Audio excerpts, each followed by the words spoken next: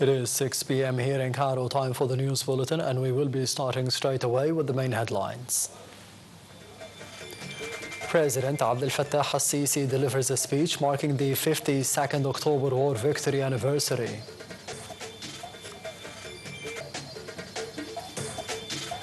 Hamas readies for the Gaza talks that the U.S. hopes will halt the war and free the hostages. And the UNESCO is choosing a new director with the Egyptian and Congolese candidates contesting.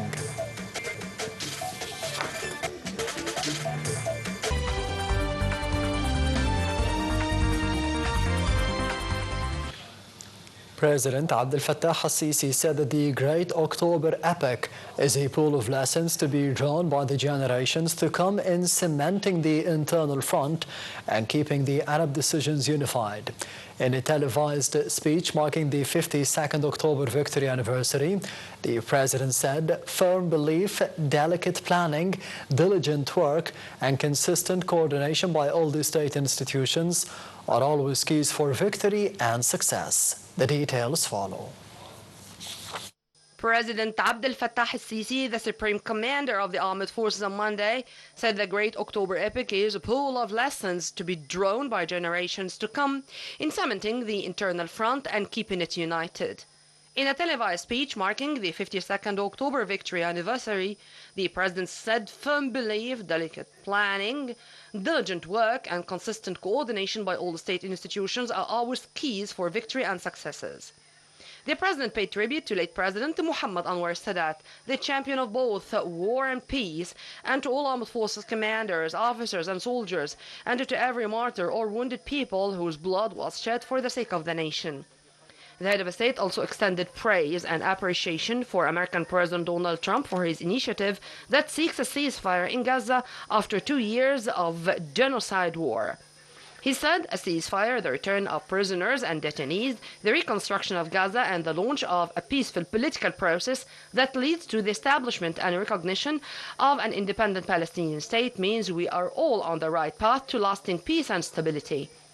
President al-Sisi also praised Camp David Accords in 1979 between Egypt and Israel, calling it the foundation of future peace deals in the region and saying it must be strengthened.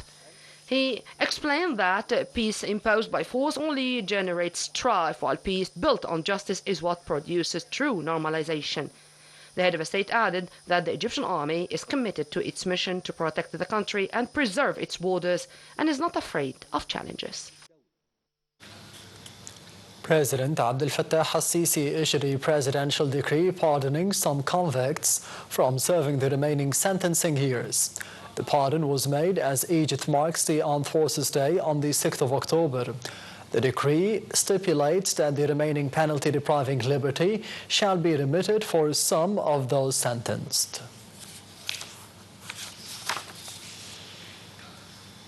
President Abdel Fattah al-Sisi congratulated the Egyptian people and the armed forces on the occasion of the 6th of October War Victory Anniversary.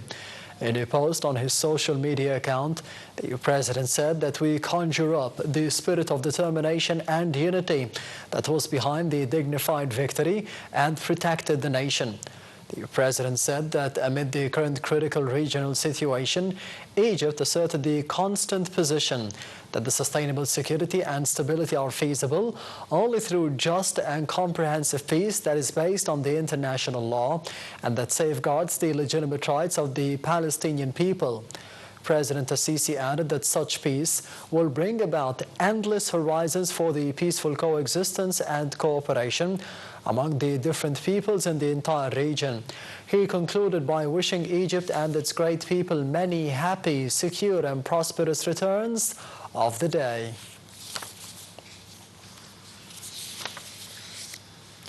In her tweet marking the 52nd anniversary of the 6th of October, First Lady Mrs. Intisar al-Sisi said that we get inspired by the October victory, the meanings of sacrifice and belonging for the homeland to be always a fortification with the hands of its youth. She added that the Egyptians recall the sacrifice of the martyrs of the armed forces for the sake of the homeland.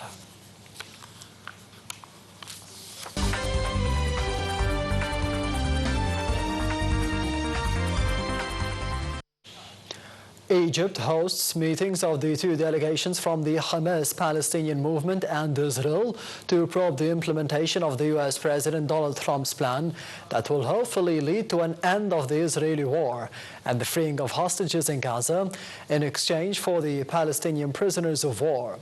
According to a statement from Hamas, negotiators from the group will seek clarity on the mechanism to achieve a swap of remaining hostages, both alive and dead, for the Palestinian prisoners held in Israel, as well as an Israeli military withdrawal from Gaza and the ceasefire. Representatives of the U.S. and Qatar are set to join the talks. Trump said that he was optimistic that the first phase should be completed this week after Hamas said that it agreed to parts of his 20-point plan. A German government spokesperson said that the German Chancellor, Friedrich Merz, expressed hope that an agreement on the release of the hostages and the ceasefire in Gaza could be reached within the next few days. The spokesperson said that the call was made over a phone call with the Israeli President Isaac Herzog. Meanwhile, the German Foreign Minister Johann Vadefol arrived in Israel and said that the current ceasefire plan is not just about the ceasefire, but about the viable political solution. The Israeli occupation forces continued the aggression across the Gaza Strip on Monday, despite the rising calls for the halt in the bombardment amid renewed efforts led by the U.S. President Donald Trump. Parliamentary elections, the first since the former President Bashar al-Assad fled to Moscow, continued. The People's Assembly will be tasked with passing a new elections law and constitution as the country moves through the political transition after more than a decade of civil war. Two-thirds of the 210-member assembly seats will be elected through the province-based electoral colleges, with seats distributed by the population, while one-third will be appointed directly by the interim president Ahmed al-Shara. The new parliament will serve a 13-month term while preparing for the future elections.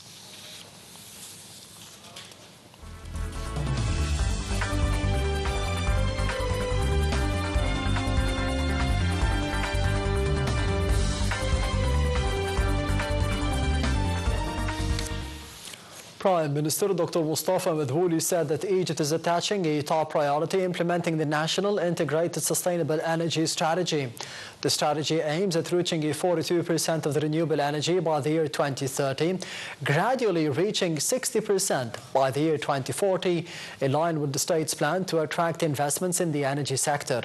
This came during a meeting chaired by Prime Minister Madhouli to follow up on the developments regarding the implementation of the National Integrated Sustainable Energy Strategy, and also to present the state's efforts to shift to clean energy and reduce depending on the fossil fuel.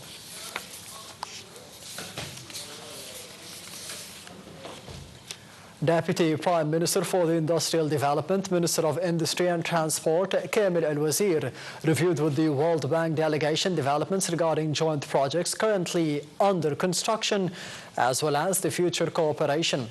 Both sides also reviewed the positive impact of the cooperation between Egypt and the World Bank in the infrastructure, logistics, and the industrial development projects, which contributed in ranking Egypt in the 18th place globally for the road quality, a significant improvement from the 118th position in 2015. Minister Al-Wazir said that the rise of 100 places by 2024 is a result of intensified efforts and a sharp focus on developing road infrastructure in Egypt. The Central Bank of Egypt announced that the country's net foreign reserves increased by $283 million at the end of September of 2025. The bank noted that the currency reserve reached $49.533 billion, up from $49.250 billion at the end of August of 2025. The Egyptian foreign reserves are composed of the basket of major international currencies, including the US dollar, the euro, the British pound, the Japanese yen, and the Chinese yuan. The main purpose of the foreign reserves, comprising gold and various foreign currencies, is to secure the essential imports, secure the external debt commitments, and provide the support against the economic shocks.